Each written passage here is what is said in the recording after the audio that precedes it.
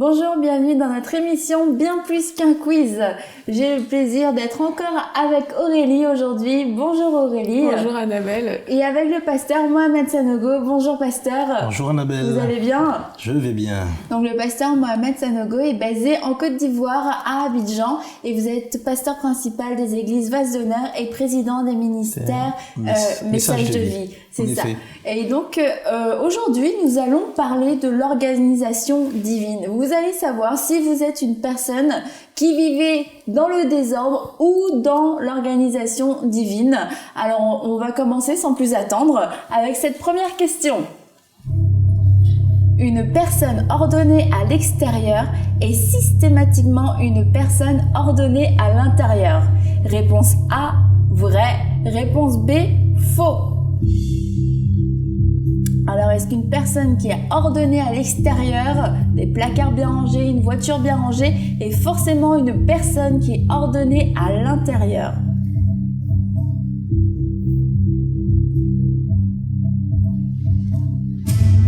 Eh bien, la réponse est faux. Il ne faut pas toujours se fier aux apparences. On peut avoir des placards bien rangés, une maison parfaite, mais on peut être complètement désordonné de l'intérieur. On va en savoir un peu plus dans les prochaines questions.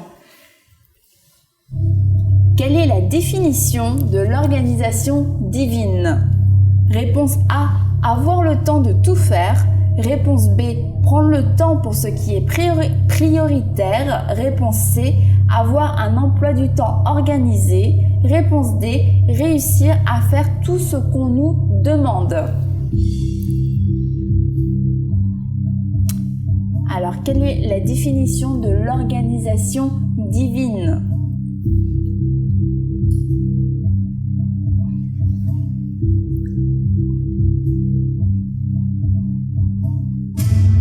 L'organisation divine, c'est de prendre le temps pour ce qui est prioritaire. On a beaucoup de choses à faire dans notre vie et le fait d'être organisé selon l'ordre divin nous permet de traiter ces choses-là avant et de ne pas nous laisser freiner ou ralentir par des choses qui sont secondaires et qui viennent voler notre temps pour faire ce qui est réellement prioritaire. Question suivante. L'ordre divin commence par réponse A, l'intérieur, réponse B, l'extérieur. Donc par où commence l'ordre divin? Est-ce par l'intérieur ou par l'extérieur?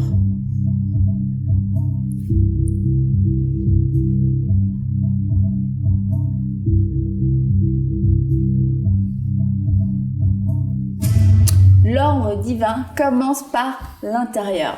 C'est vrai, pasteur? En effet. Lorsqu'on dit que l'ordre divin commence par l'intérieur, on n'est pas en train de dire l'intérieur de votre maison, ni l'intérieur de votre voiture. Non, on parle de votre être intérieur, c'est-à-dire l'intérieur, l'esprit et l'âme. Voilà, l'ordre divin qui a été défini tout à l'heure trouve sa source par rapport à une certaine organisation, un certain ordre qu'il y a dans notre esprit. Notre esprit est ordonné, les choses sont assez claires dans l'esprit et aussi dans l'âme, c'est-à-dire au niveau de nos émotions, de notre intellect, de notre intelligence, il y a un certain ordre des choses. Donc l'ordre divin va se manifester de l'intérieur vers l'extérieur. De l'intérieur vers l'extérieur, exactement. D'accord, merci beaucoup. Nous continuons. Comment un croyant devrait-il traiter un événement douloureux? Réponse A, en l'oubliant le plus rapidement possible. Réponse B, en faisant comme si rien ne s'était passé. Réponse C, en y faisant face. Et réponse D, en le maudissant dans le nom de Jésus. Alors comment doit-on faire face à un événement douloureux, à un événement blessant? Est-ce en l'oubliant, en l'évacuant le plus rapidement possible, en y faisant face ou en le maudissant?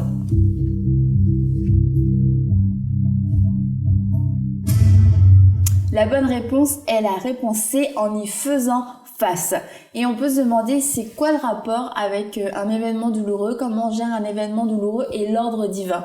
Quel est ce rapport? La plupart du désordre de l'intérieur, tout à l'heure on a dit l'ordre intérieur c'est l'ordre au niveau de l'esprit, au niveau de notre esprit, au niveau de notre âme. On rappelle rapidement que l'âme est le siège de nos émotions, de notre mémoire, de notre intelligence. Donc c'est l'âme. Et l'esprit va être le siège de notre volonté, de notre vision.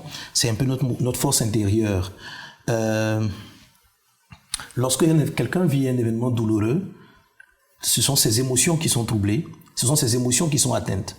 Le traitement de ces émotions, le traitement de cet événement peut entraîner un désordre émotionnel ou bien au contraire peut le rendre plus fort émotionnellement. Certains, face à certains événements douloureux, sont devenus méchants. La méchanceté est une forme de désordre intérieur. Certains ont perdu leurs repères, perdu leurs valeurs, leur capacité de sourire, de faire du bien, parce qu'ils ont vécu certains événements douloureux. Donc d'oublier, juste de faire un déni, ce n'est pas la solution. Voilà, maintenant, comment traiter ces événements-là pour ne pas qu'il y ait désordre à l'intérieur? Parce que qu'on le veuille ou pas, on est toujours confronté dans la vie à des événements heureux comme à des événements douloureux. Jésus a dit, vous aurez des tribulations dans ce monde. Donc, c'est peut-être pas une bonne promesse, mais c'est une promesse de Dieu. Et lorsque les tribulations viennent, il y a une façon, la réponse est juste, c'est d'y faire face. Et en quelques mots, comment est-ce qu'on peut y faire face? Jacques chapitre 1 verset 2 dit « Considérez comme un sujet de joie complète les diverses épreuves auxquelles vous êtes confrontés. » C'est-à-dire qu'une épreuve, certes, elle est douloureuse, mais il faut savoir que derrière l'épreuve, où on peut se servir de cette épreuve pour en faire un tremplin vers une nouvelle étape de sa vie. Donc, en oubliant, c'est comme si on évitait carrément le tremplin. Mais l'événement s'est produit. C'est quelque chose qui s'est passé. Lorsque Joseph rencontre ses frères qui ont tenté de le tuer et qui l'ont vendu comme esclave, il dit « Ne vous fâchez pas de l'avoir fait, parce que si vous ne l'aviez pas fait, je ne serais pas aujourd'hui Premier ministre d'Égypte. » Donc, il a considéré cet événement malheureux comme un tremplin. Et effectivement, il en a tiré toutes les leçons. Vous voyez, la vie, Dieu nous enseigne beaucoup par la vie, Dieu nous enseigne beaucoup par le monde. Si vous avez du vent qui souffle dans votre dos, il vous permet d'aller plus vite. Mais il faut savoir par exemple que les avions ou les oiseaux, pour pouvoir prendre l'ascendance, s'appuient sur des vents contraires. Voilà. Ils s'appuient sur des vents contraires. C'est-à-dire c'est le vent qui vient de face, avec puissance, qui permet à un avion de s'envoler. Donc en fait, de renier ou d'éviter cet événement douloureux en refusant de le gérer, c'est se refuser une occasion d'élévation. C'est se refuser une occasion d'élévation. Ce qui s'oppose à vous, si vous savez y faire face, comme l'avion qui fait face à cela, vous allez monter, vous allez devenir beaucoup plus grand, vous allez devenir beaucoup plus fort. Et on trouve dans le Seigneur, et c'est là la particularité que nous avons en Jésus, on trouve dans le Saint-Esprit qui est appelé le Consolateur, on trouve dans le Seigneur la capacité de faire face à des événements douloureux. Et cela contribue bien sûr à un ordre au niveau de nos émotions, l'ordre au niveau de notre âme. Donc on vous invite, si c'est votre cas, à faire face à ces choses-là, à ne pas les renier, à ne pas essayer de les enterrer sans les avoir gérées, sans être passé par un processus de consolation et de guérison, car c'est votre opportunité d'élévation, comme le pasteur vient de nous le dire. Nous continuons. Qu'est-ce que Jésus a fait avant de multiplier les pains et les poissons ? Réponse A, il a fait asseoir la foule par rangée de 50. Réponse B, il est allé prier à l'écart. Réponse C, il a demandé aux disciples de compter la foule. Réponse D, il est allé faire chercher 50 paniers. Alors, qu'a fait Jésus avant de multiplier les pains et les poissons ?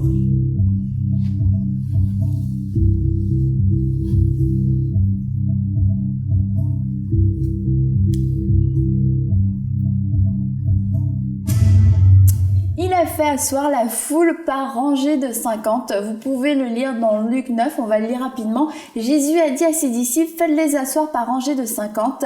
Ils firent ainsi, ils les firent tous asseoir. Jésus prit les 500 pains et les 5 pains, les 5 pains et les 2 poissons, et levant les yeux vers le ciel, il les bénit, puis il les rompit et les donna aux disciples afin qu'il les distribuasse à la foule. Et on peut voir que Jésus a fait preuve d'organisation, il a organisé la foule et le miracle a eu lieu, le surnaturel a pu avoir lieu, et parce que la foule était organisée, ça a été facile de distribuer le miracle. Donc nous poursuivons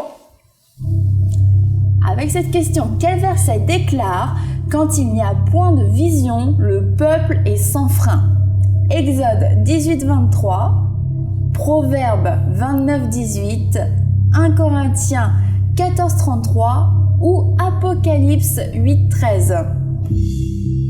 Donc, où trouvons-nous ce verset? Quand il n'y a point de vision, le peuple est sans frein.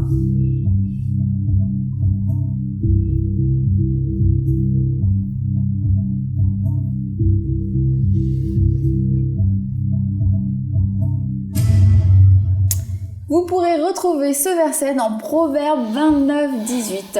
Et en effet, quand il n'y a pas de vision, quand il n'y a pas d'objectif, il n'y a aucune limite, il n'y a aucune organisation et un manque d'objectifs dans vos vies, dans nos vies personnelles, dans le ministère occasionne du désordre parce que nous ne savons pas où nous allons et nous sommes constamment sollicités et on peut s'arrêter ici et là alors que quand on marche avec un objectif, on a plus tendance, on est conscient de ce qui nous empêche d'avancer, on a conscience de ce qui nous ralentit et quand on a cet objectif qui vient de Dieu, on se dit non, je reste focalisé et peu importe ce qui arrive, je continue d'avancer. Donc c'est pour ça qu'il est important pour nos vies personnelles d'avoir une vision, de savoir ce que Dieu veut faire de nos vies pour ne pas perdre de temps, pour ne pas voir les jours passer puis se retrouver à la fin de notre vie et se dire qu'est-ce que j'ai accompli finalement. Nous poursuivons. Qui a aidé Moïse à mieux s'organiser? Réponse A, Aaron. Réponse B, Myriam. Réponse C, Jéthro. Ou réponse D, Séphora. Qui fut cette personne qui a aidé Moïse, qui a prodigué des conseils à Moïse pour une meilleure organisation? Aaron, Myriam, Jéthro ou Séphora?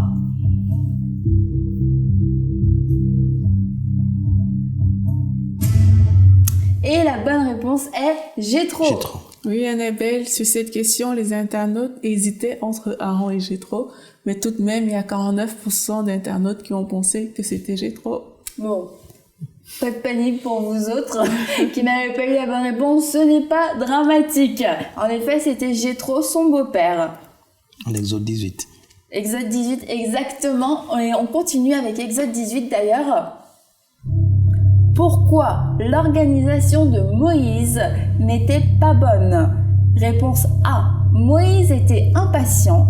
Réponse B, Moïse était trop occupé. Réponse C, Moïse était orgueilleux. Et réponse D, Moïse était trop exigeant. Donc, quelle était la faille de l'organisation de Moïse? Était-ce l'impatience, trop d'occupation, l'orgueil, ou alors est-ce que Moïse en demandait trop au peuple?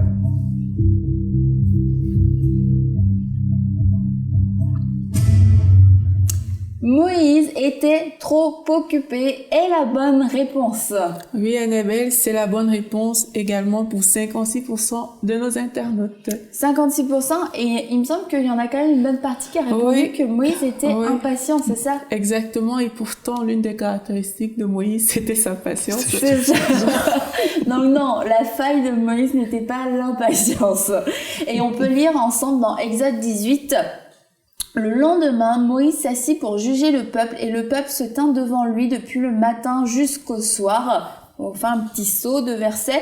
Le beau-père de Moïse lui dit « Ce que tu fais n'est pas bien, tu t'épuiseras toi-même et tu épuiseras ce peuple qui est avec toi, car la chose est au-dessus de tes forces, tu ne pourras pas y suffire seul. » Et c'était la faille de Moïse. Il était trop occupé à vouloir faire la bonne chose, à vouloir faire le bien, parce que les intentions de Moïse étaient bonnes, il faut le dire quand même. Ses intentions étaient très bonnes, mais la manière de le faire n'était pas bonne. Et au final, Moïse allait se fatiguer et allait fatiguer le peuple et personne n'aurait été satisfait. Donc tout ce qui part d'une bonne intention n'est pas forcément la meilleure chose, ou on ne le fait pas forcément de la meilleure façon. Et Jéthro a donné des conseils à Moïse pour justement avoir une meilleure organisation et entre autres il lui a parlé de la délégation, de pouvoir déléguer afin que tout ne repose pas exclusivement sur ses épaules et on doit apprendre dans nos vies à déléguer, à faire confiance à des gens autour de nous et aussi à faire confiance au Saint-Esprit qui lui transforme les vies parce que nous ne sommes pas les sauveurs du monde, nous n'avons pas la possibilité de changer la vie des gens mais le Saint-Esprit a cette puissance de pouvoir toucher une vie et faire en une seconde ce que vous essayez de faire depuis 10 ans. Alors nous continuons avec cette question. essayer de répondre aux besoins de tout le monde est réponse A, du désordre, réponse B, de l'amour, réponse C, l'appel du chrétien, réponse D, ce que Dieu veut. Est-ce que faire ce que tout le monde vous demande, répondre à toutes les sollicitations, est-ce que c'est marcher dans l'amour, est-ce que c'est obéir à Dieu, ou alors est-ce que c'est marcher dans le désordre?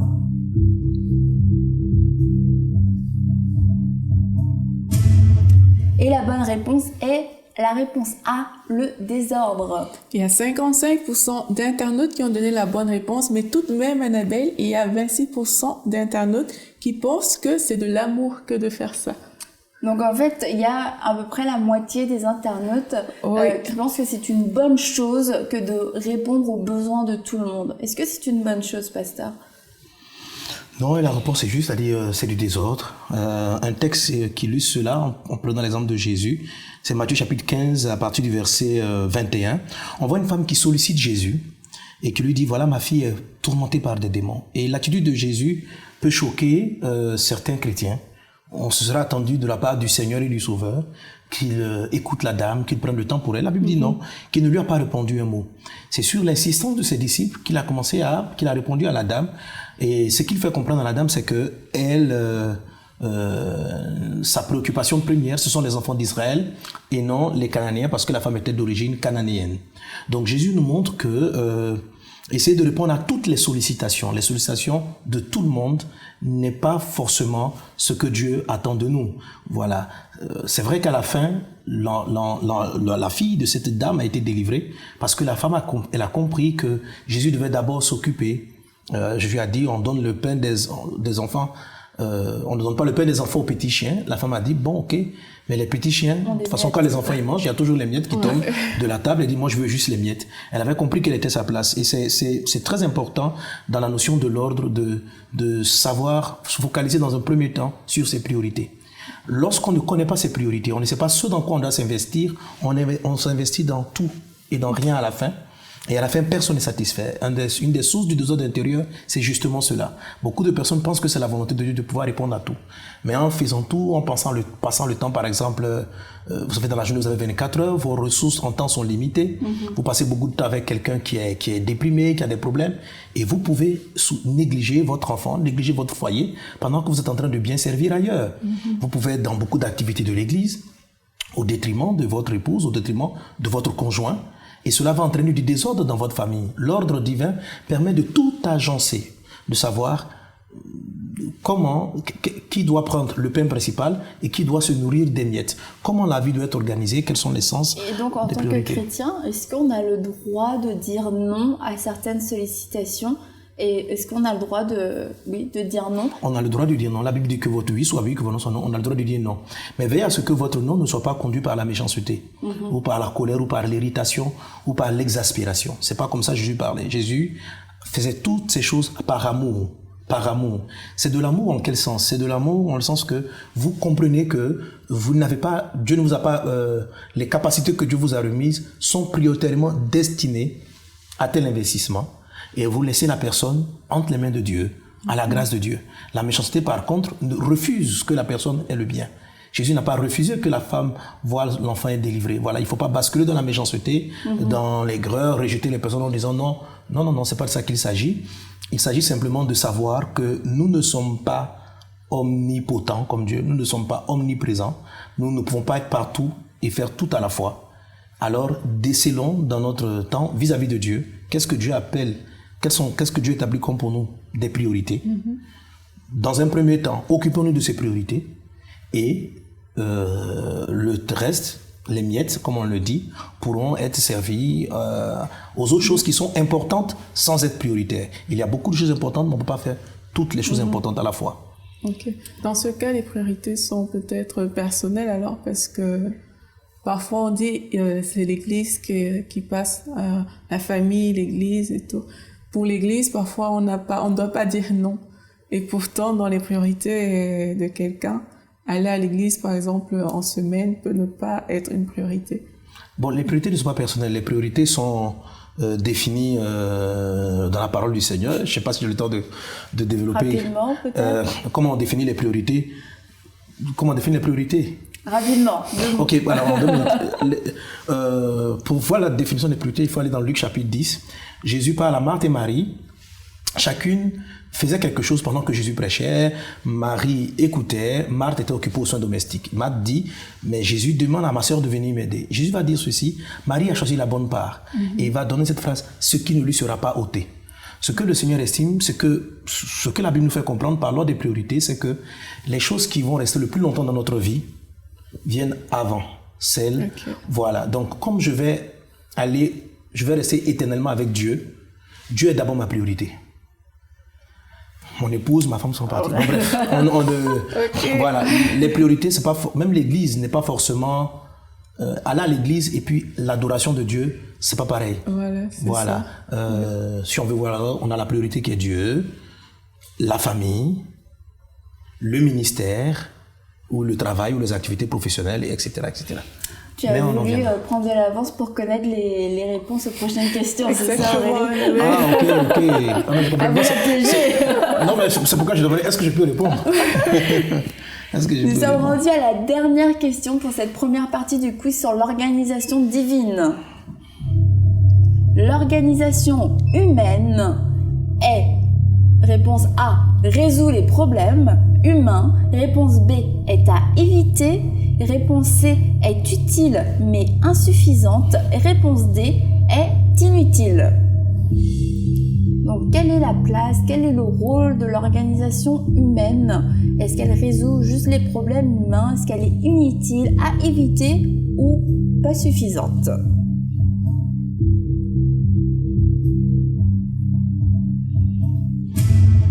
L'organisation humaine est utile mais insuffisante.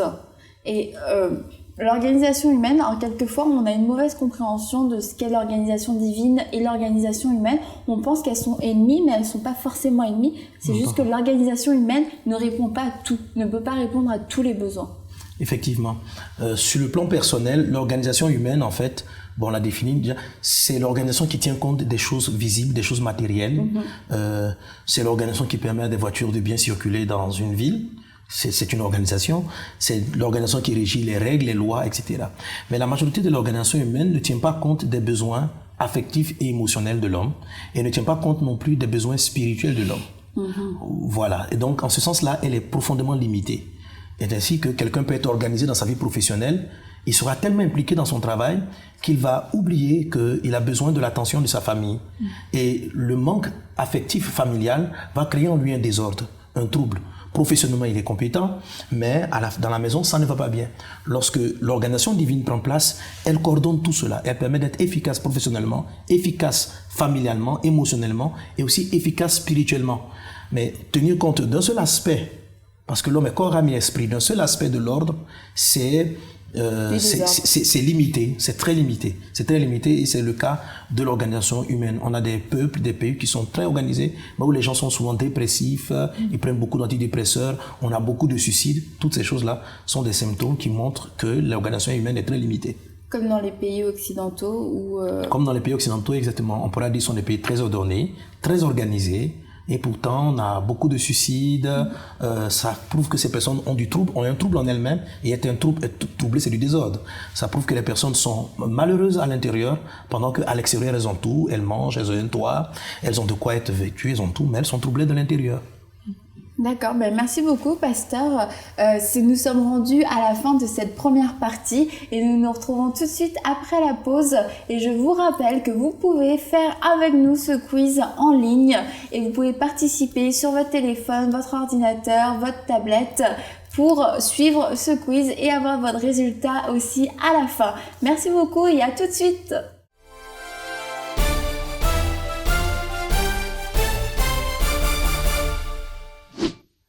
Nous sommes de retour sur le plateau de Bien plus qu'un quiz. Notre thème de ce jour est l'organisation divine. Je suis toujours avec Aurélie et avec le pasteur Mohamed Sanogo et nous allons tout de suite poursuivre avec cette question.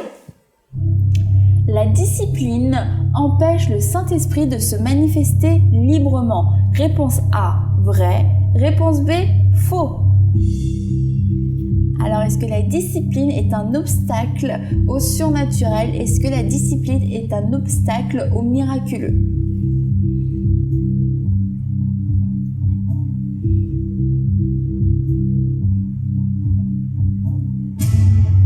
Et la réponse est faux. On l'a vu tout à l'heure dans la première partie que Jésus, avant de faire un miracle de multiplication, a organisé la foule.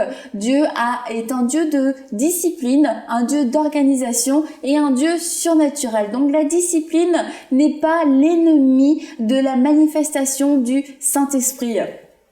Nous poursuivons. Quelles sont les clés de l'organisation divine? A. Un agenda. Réponse B. Le travail. Réponse C. La planification. Réponse D. Le repos. Alors, quelles sont les clés de l'organisation divine? Un agenda, le travail, la planification, le repos.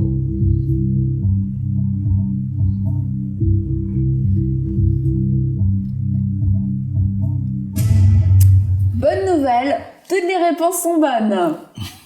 Il y a 60% des personnes qui ont quand même répondu la planification. Mais ils n'ont pas tort. Ouais. Et concernant le repos, est-ce qu'il y a beaucoup de gens qui ont répondu? Non, il n'y a que 24% d'internautes qui ont parlé du repos. Parce que souvent, on voit le repos comme un ennemi de la productivité, un ennemi de l'organisation. Et pourtant, le repos fait partie de l'organisation divine. Oui, le repos est un élément central dans l'organisation divine. Comme on a dit tout à l'heure, l'organisation divine est basée sur l'organisation intérieure. Et pourquoi Dieu nous demande de nous organiser? Parce que nos ressources sont limitées. Notre force est limitée. Et Dieu lui-même, dont les ressources sont illimitées, s'est reposé le 7e jour. Il a travaillé 6 jours et il s'est reposé. Le repos est important dans le sens de pouvoir renouveler nos forces. On va remarquer que Jésus faisait souvent reposer les disciples. Après des séries de programmes. Jésus lui-même se reposait, on l'a vu dormir dans la barque pendant qu'il même y avait la tempête. Le repos est très important. Le repos est important pour ressourcer votre âme, pour ressourcer votre esprit. C'est une clé essentielle. C'est une clé essentielle. Vous savez, chaque fois que Jésus même priait pour les personnes, il a dit une force sortait de lui. Donc, sourire avec tout le monde, aider tout le monde, ça sollicite vos émotions.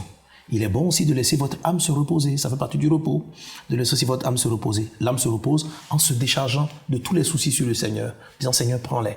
Et puis l'esprit qui se connecte avec Dieu pour retrouver différentes forces. Et la planification, bien sûr, aussi comme réponse, c'est très juste, mais pas n'importe quelle planification. La planification selon les priorités divines. Parce que si on a planifié en dehors des priorités divines dont on a parlé tantôt, ça serait une planification toute humaine. Donc Dieu aussi a sa planification, mais elle est basée sur un équilibre entre l'esprit, l'âme et le corps. Ça tient compte de tous ces paramètres. Et il y a aussi le travail. Dieu s'est reposé un jour. Il a travaillé le reste et il a travaillé 6 jours. Donc la paresse est du désordre. Voilà, le fait de ne pas... là, je parle bien du repos. Les gens vont dire, ah, mais parce qu'on doit se reposer tout le temps. Non, il faut travailler. Dieu a travaillé 6 jours, il s'est reposé un jour. On ne se repose pas 6 jours pour travailler un jour, mais c'est un jour de repos pour 6 jours de travail. Donc la paresse est aussi du désordre. L'apôtre Paul en parle. Il dit parmi vous, si quelqu'un ne veut pas travailler, qu'il ne mange pas. Et il dit parce que certains frères vivent dans le désordre. Donc le travail fait partie de l'ordre divin. Parfait, merci. Nous continuons. Quels sont les signes d'un désordre dans l'âme? Réponse A. Les changements d'humeur. Réponse B. Du désordre dans la maison. Réponse C. Des mauvaises relations. Réponse D. Des habits mal assortis. Donc, quels sont les signes d'un désordre intérieur? Des changements d'humeur, du désordre dans la maison, des mauvaises relations ou des habits mal assortis?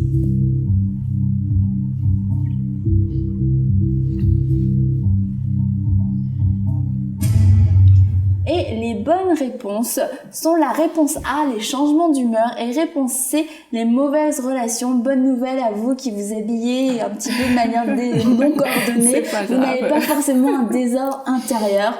Et un peu de désordre dans la maison, ça ne veut pas forcément dire qu'on a un problème intérieur. Bien sûr, si c'est pas extrême. Mais le désordre intérieur va avoir des conséquences sur notre vie à l'extérieur. Oui, exactement. Lorsqu'on a du trouble à l'intérieur, ça va se reproduire sur notre vie extérieure. Mais prenons l'exemple de la maison. Quelqu'un même de très ordonné, de très rangé dans la maison, maniaque de la propreté, maniaque de ceci, etc.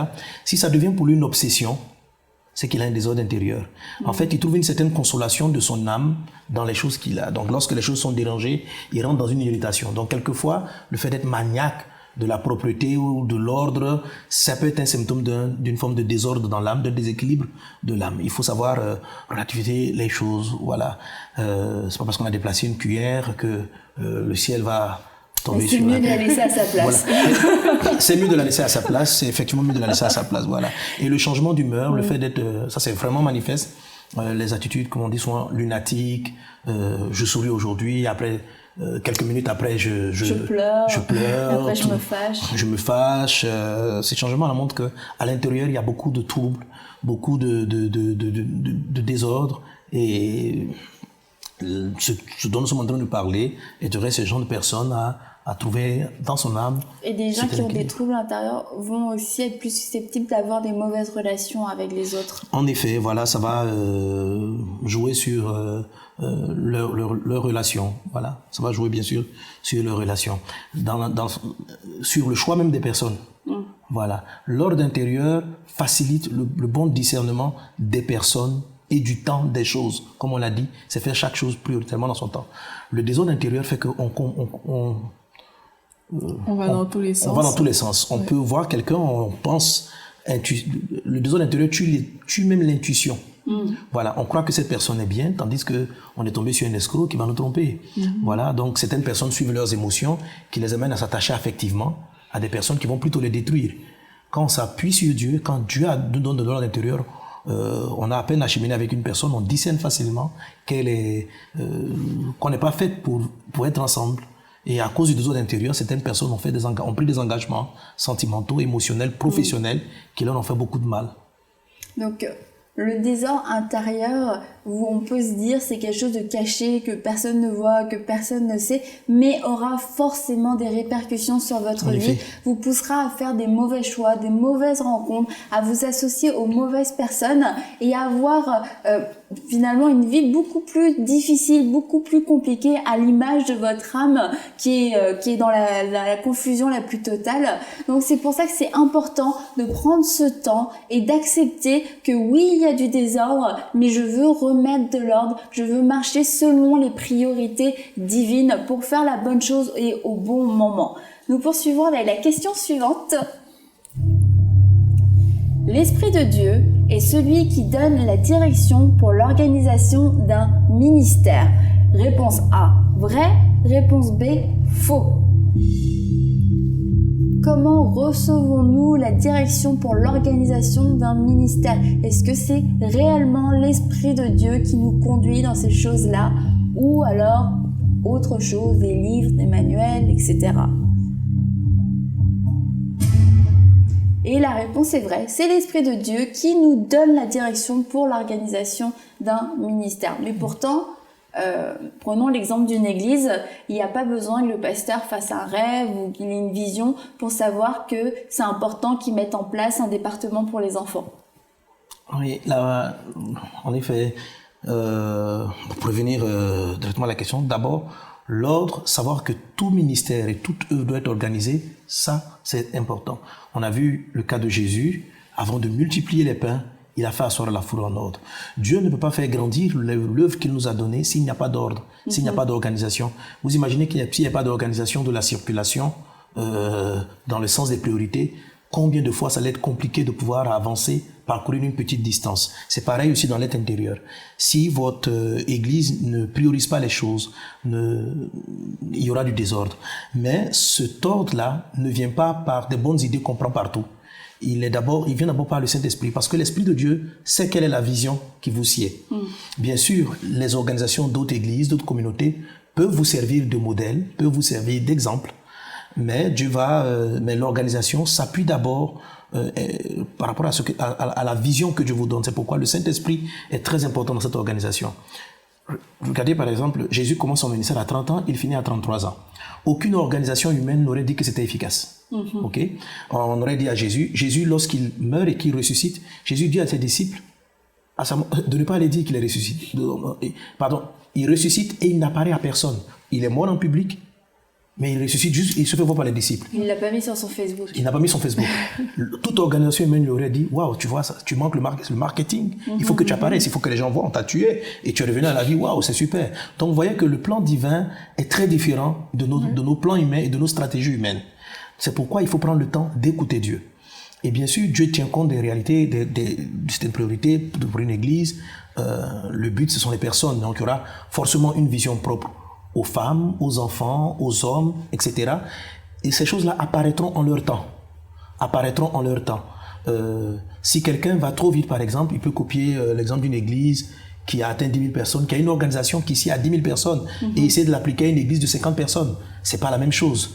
C'est pas la même chose. Donc, celui qui suit l'esprit, qui sait écouter l'esprit va l'envoyer vers des modèles, certainement. C'est pas toujours qu'on a des visions flash, voilà. Mais l'esprit peut attirer votre attention sur une forme d'organisation et vous allez sentir dans votre cœur que Dieu veut que vous organisez votre église de telle ou telle façon, vos finances, votre administration. Et en fonction de la croissance de l'église, des organisations se mettront en place. D'accord, donc il y a vraiment cet équilibre entre ce qu'on va recevoir dans la prière et puis directement, et aussi des directions que le Saint-Esprit va nous donner pour voir chez certaines personnes, pour apprendre aussi, pour... c'est ça? Exactement. Dieu travaille avec les deux. La Bible dit le témoignage de deux personnes est vrai. Souvent, lorsqu'on reçoit des choses du Seigneur, ça paraît un peu flou. Et en observant certaines personnes, l'Esprit même nous conduit à le voir. On arrive à se confirmer les choses qu'on ressentant en soi-même. Et ça nous aide quelquefois à mieux comprendre et à affiner. Parce que le plus souvent, il y a des personnes qui ont déjà fait ce que Dieu nous demande de faire. Et en les observant, en les regardant, on gagne beaucoup de temps, on gagne beaucoup d'années. Mais il ne faut pas aussi courir après toutes les organisations qui existent. Il y a beaucoup de façons d'organiser le travail, d'organiser une église. Laquelle allez-vous prendre? Voilà, dans tous ces modèles d'organisation. C'est d'abord Dieu qui sait votre destination, qui sait où il vous conduit, qui saura vous orienter dans toutes les organisations qui existent. Donc, il ne faut pas sous-estimer les lectures, l'approche des ministères qui réussissent, qui font du bon travail. C'est bien de les lire, de comprendre ce qu'ils ont fait. Mais ce n'est pas parce qu'on les a lus qu'on doit systématiquement les appliquer. J'ai lu, je dis, Seigneur, ça m'a l'air de m'intéresser. C'est ton église, c'est ton ministère à toi. Est-ce que ça te sied que j'applique ça dans cette communauté? On peut avoir le OK de Dieu, ou Dieu va dire non, c'est pas encore pour toi. Voilà. Merci, je pense que votre réponse va démystifier certaines pensées un peu plus nébuleuses. Alors, nous poursuivons avec cette question. Quelle est l'affirmation exacte de Jésus? Réponse A. Nul ne sait d'où je viens ni où je vais. Réponse B. Je sais d'où je suis venu et où je vais. Réponse C. Le Fils de l'homme ne sait où il va. Réponse D. Je vais où le vent me porte. Alors, qu'a dit Jésus? Nul ne sait d'où je viens ni où je vais. Je sais d'où je suis venu et où je vais. Le Fils de l'homme ne sait où il va. Je vais où le vent me porte.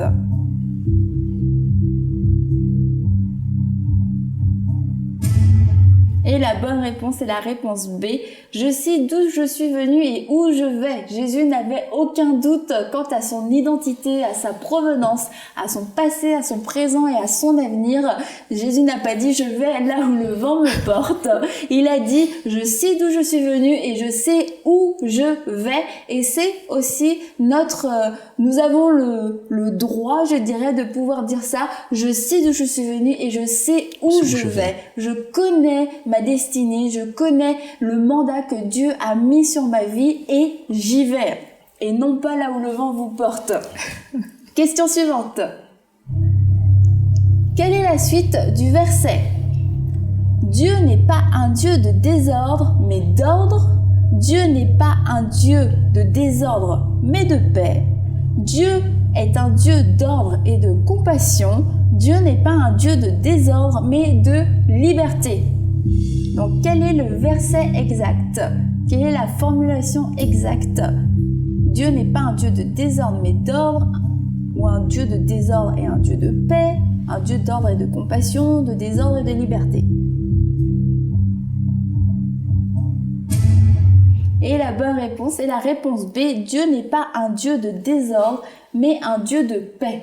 54% d'internautes pensent que Dieu n'est pas un Dieu de désordre, effectivement, mais qu'il est plutôt un Dieu d'ordre. Bon. Ce qui n'est pas faux non plus. Mais le verset exact il dit, donc la réponse B, il y a quand même quelques bonnes réponses. Oui, il y a 26% qui ont bien répondu, et bravo beaucoup, à vous, chers internautes. Ouais, c'est parce qu'on dit souvent. C'est 54% qui connaissent pas leur Bible.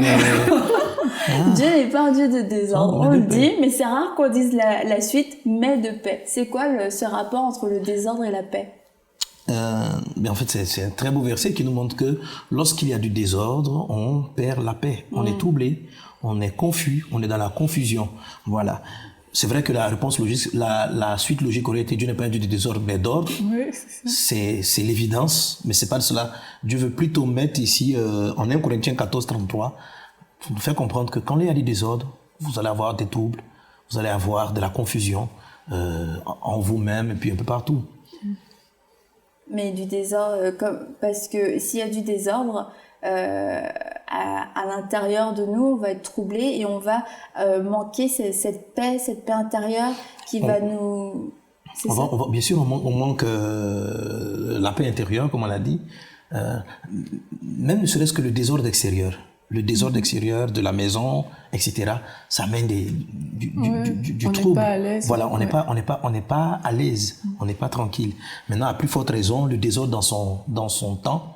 Tout à l'heure, j'illustrais, je dis, si vous prenez plus de temps qu'il ne faut avec des amis ou devant votre télé, plus de temps qu'il n'en faut que de rester avec votre conjoint, ou plus de temps qu'il n'en faut dans votre cuisine ou avec vos copines, plus qu'avec vos enfants, il suffit que vous désordonnez ce principe-là pour que vous ayez des crises de famille, des crises de couple. Donc vous n'aurez pas la paix simplement parce que vous n'avez pas su gérer vos priorités, savoir que il y a un temps pour parler avec ses copines, ses amis, et puis il y a un temps pour s'occuper de sa maison et savoir comment prioriser tout cela. L'ordre divin nous apprend à mettre de l'ordre dans tout cela. Une fois que c'est respecté, on a beaucoup de paix. Donc c'est la paix intérieure et aussi la paix dans nos relations, la paix dans nos relations, notre foyer. Voilà, l'ordre divin permet d'avoir la paix de tous côtés. Donc maintenant, vous connaissez ce verset. Dieu n'est pas un Dieu de désordre, mais de paix. Vous pourrez citer la deuxième partie du verset. Question suivante. Qu'a fait Jésus lorsqu'il apprit que Lazare était malade? Réponse A, il est allé le voir. Réponse B, il a ignoré l'information. Réponse C, il a pleuré. Réponse D, il a continué de faire ce qu'il faisait. Donc rappelez-vous cette histoire, on a appris à Jésus que Lazare était malade. Quelle a été la réaction de Jésus? Est-ce qu'il est allé le voir? Est-ce qu'il a pleuré? Est-ce qu'il n'a rien fait? Ou est-ce qu'il a juste ignoré cette information? Et la bonne réponse est la réponse D. Il a continué de faire ce qu'il faisait. Et on va lire ensemble Jean 11 au verset 6.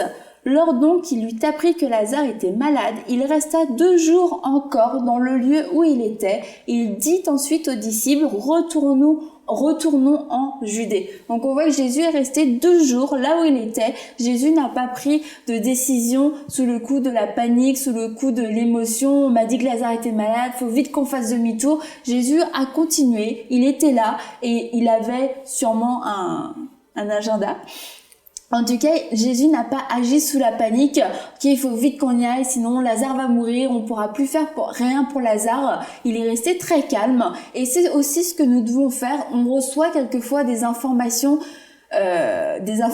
catastrophiques et on peut être tenté de complètement bouleverser tous nos emplois du temps, bouleverser nos agendas, à la fois bouleverser une année de vie, bouleverser des études, bouleverser des décisions pour notre travail à cause d'une seule décision catastrophique, à cause d'une seule information qui nous semble catastrophique, et on prend des choix sous le coup de l'émotion et qu'on peut payer très cher par la suite. Et comme on peut voir ce que Jésus a fait, Jésus est resté calme, Jésus n'a pas réagi, Jésus est resté encore 2 jours dans le lieu où il était. Donc ne prenez pas des décisions comme ça sous le coup de la panique, parce que la précipitation n'amène jamais rien de bon. Prenez le temps de réfléchir et de laisser de pouvoir réfléchir dans la paix. Comme on a dit, le désordre amène le manque de paix et le manque de paix amène des mauvaises décisions. Nous continuons avec la question suivante. Pour une bonne organisation, il faut d'abord s'occuper. Réponse A, des choses les plus urgentes. Réponse B, des choses les plus importantes. Réponse C, des choses les plus complexes. Réponse D, des choses les plus rapides à faire. Alors, qu'est-ce qui est le plus important à faire? Pas le plus important, mais en tout cas, qu'est-ce que nous devrions faire en premier pour une bonne organisation?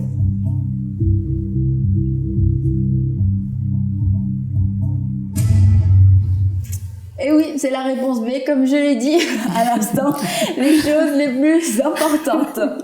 T'as dévoilé la réponse, Annabelle, mais 63% J'avais trop hâte de le dire. des internautes avaient aussi cette bonne réponse et 29% pensent par contre que les choses urgentes, c'est ce qui a de mieux à faire. Il y a les choses catastrophiques, comme on l'a vu avec Lazare, mais il y a aussi les choses urgentes qui viennent nous assaillir et on peut faire l'erreur de traiter toutes ces choses qui ont l'air urgentes, qui crient le plus fort. Oui. Celui qui se précipite à régler les choses urgentes, quelque part, il ne se rend pas compte que c'est quelque part un manque de confiance en Dieu. C'est un manque de confiance en Dieu, c'est de croire que parce que j'interviens plus vite, la chose sera réglée. Non. L'ordre divin met beaucoup de confiance dans le Seigneur. C'est pas parce que Jésus serait parti rapidement, plus vite, comme sa sœur l'a dit, que Lazare aurait été guéri. Il m'est arrivé une aventure similaire. J'ai un ami qui m'a appelé pour me dire que sa sœur était à l'agonie dans un hôpital d'Abidjan. Et puis, je voulais aller précipitamment. J'ai senti la paix. Je demandais à Saint-Esprit, qu'est-ce qu'on fait? Et c'était le temps où je rentrais, où je prenais le temps de dîner avec mon épouse, de rester un peu avec les enfants. J'ai senti dans mon cœur qu'il fallait le faire.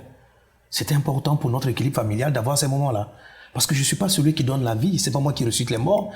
Je peux me précipiter, je vais aller faire comme les humains pour soutenir mon ami. Mais la puissance qui va guérir la dame, c'est pas ma vitesse, mon urgence qui va régler le problème.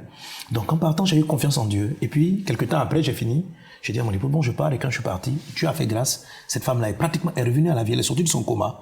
Et j'ai vu la puissance de Dieu. Et là encore, donc, Dieu a insisté sur cela dans ce qui concerne la notion de l'ordre. Mettre les choses qui sont les plus importantes, c'est une confiance en Dieu. Ne pas courir après l'urgence, c'est mettre sa confiance en Dieu. Ça ne veut pas dire qu'il ne faut pas traiter l'urgence. Ça veut dire simplement que l'urgence vient après. Un petit élément que je dis encore là-dessus sur l'ordre. L'ordre divin, il faut le faire parallèlement avec, il faut le comprendre souvent avec l'ordre humain, faire le parallèle. Prenez une maison, une pièce. Comment vous l'organisez? Tout décorateur ou tout aménageur va vous dire, ça dépend de ce que vous voulez y faire. C'est ce qu'on appelle la vision. Voilà. Si vous voulez faire de cette maison un bureau, vous n'allez pas placer des chambres. C'est important pour l'homme de dormir, mais dans un bureau, on ne dort pas. Donc, la vision détermine le positionnement des choses dans votre vie. Si dans votre maison, vous pensez que vous allez passer beaucoup de temps dans la maison, vous allez faire peut-être des plus grandes chambres, etc. Si vous en faites que vous avez besoin de chambres, etc. Donc, l'important, c'est qu'est-ce que Dieu veut faire avec vous. Qu'est-ce que Dieu veut faire avec vous? Il a envie de bâtir mes enfants, il a envie de bâtir ceci. Une fois que ces priorités-là sont retrouvées, elles font partie des pièces principales de votre vie. Et puis, les autres pièces sont secondaires. Voilà. Si quelqu'un aime beaucoup se laver, il va se faire une grande douche, il passe beaucoup de temps dans la douche.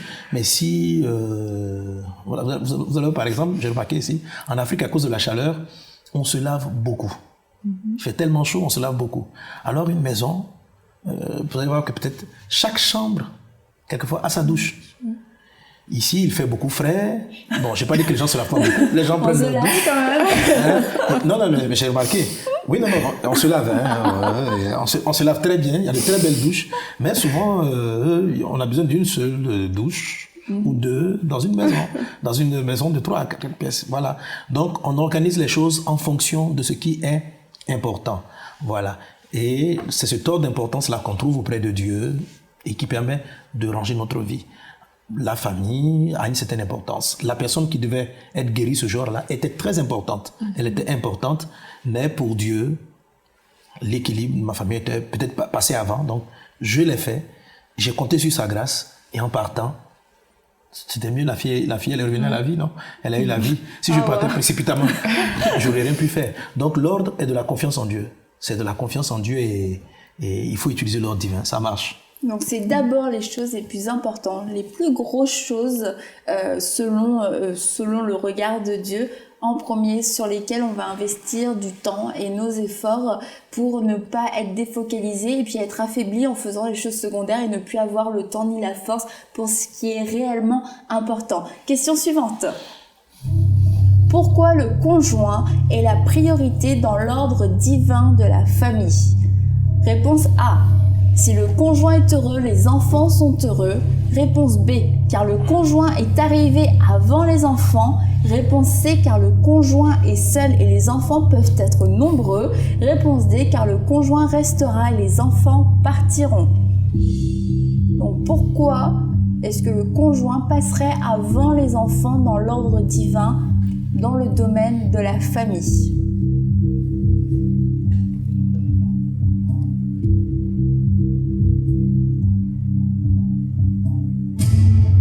Et la bonne réponse est la réponse D, car le conjoint restera et les enfants partiront. Il y a 56% des internautes qui pensent que si le conjoint est heureux, les enfants le sont également. Donc, et c'est la majorité de nos internautes C'est pas très faux, qui a répondu Non, cela. c'est pas très faux. Ouais, si le conjoint est heureux, les enfants le seront. Voilà. Mais le D est très vrai. Le D est très vrai. Il y a mais que 30%, le D entraîne le A. Oui. Ouais, comme des hommes.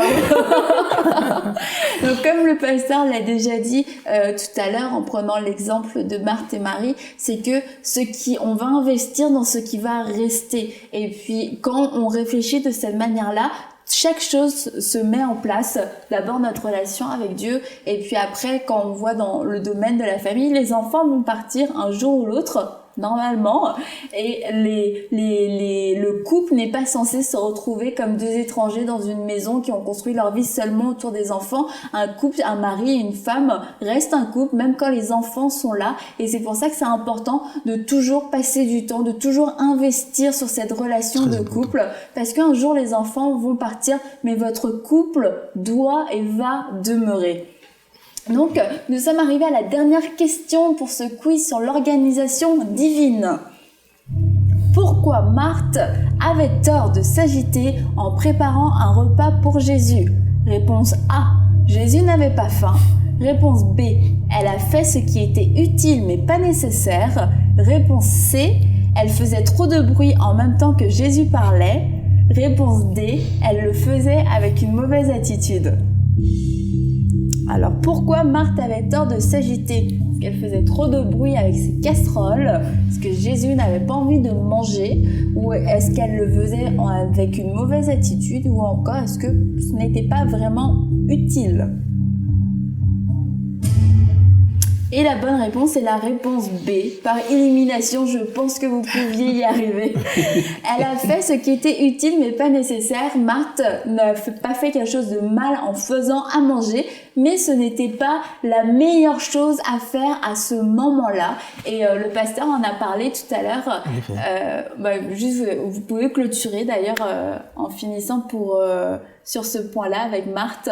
Ça va bien terminer ce quiz. Voilà, donc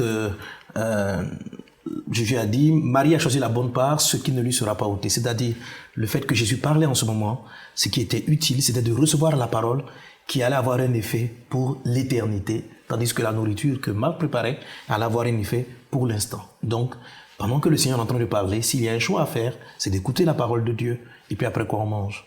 Donc on va terminer sur cette parole. Choisissez ce qui ne vous sera pas ôté et vous ferez le choix des priorités divines. Vous connaîtrez ce qui est important pour votre destinée, ce qui est important pour grandir dans votre vie chrétienne et ce qui est important pour faire ce qui est agréable à Dieu. Donc on vous dit à très bientôt pour un prochain quiz. Merci Aurélie, merci beaucoup Annabelle. pasteur. Merci Annabelle. Et à très bientôt. Et à très bientôt.